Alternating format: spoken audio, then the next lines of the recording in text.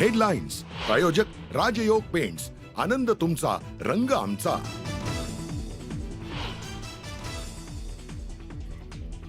वाल्मिक कराड असलेल्या कारागृहातील वरिष्ठ तुरुंग अधिकारी आणि एका कर्मचाऱ्याचं निलंबन, कुटुंबियांच्या व्यतिरिक्त इतरांना कैद्यासोबत भेटू दिल्यानं मोठी कारवाई।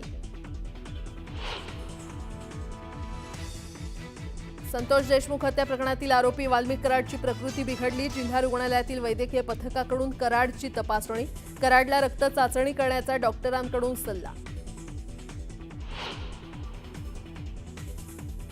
पोलिसांबाबत आक्षेपार्ह वक्तव्य करणं आमदार संजय गायकवाड यांना भोवलं, न्यूज 18 लोकमतच्या बातमीनंतर बुलढाणा शहर पोलिसात गुन्हा दाखल।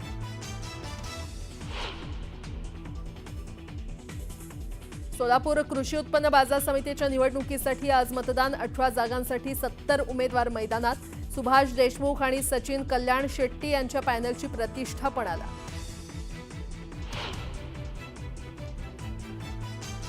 मोबाईलमध्ये कैद झालेले दोघे जण पहलगाम हल्ल्यातील दहशतवादी असल्याचा देहूतील पर्यटक श्रीजित रमेशन यांनी व्यक्त केला संशय, बेताब व्हॅलीला भेट देऊन नुकतेच परतले रमेशन।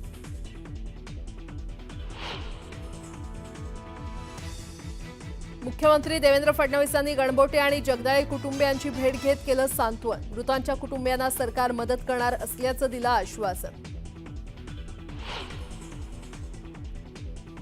खायला पैसे नाहीत, लोक भुकेनं मरतायत, अणुबॉम्बची धमकी देणाऱ्या पाकिस्तानला मुख्यमंत्री फडणवीसांनी सुनावलं।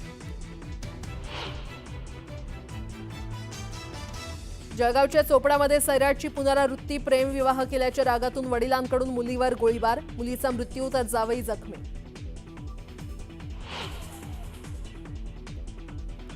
आणि रेल्वेच्या तिन्ही मार्गांवर आज मेगा ब्लॉक, देखभाल दुरुस्तीच्या कामासाठी ब्लॉक घेतला जाणार, लोकलच्या अनेक फेऱ्या होणार रद्द।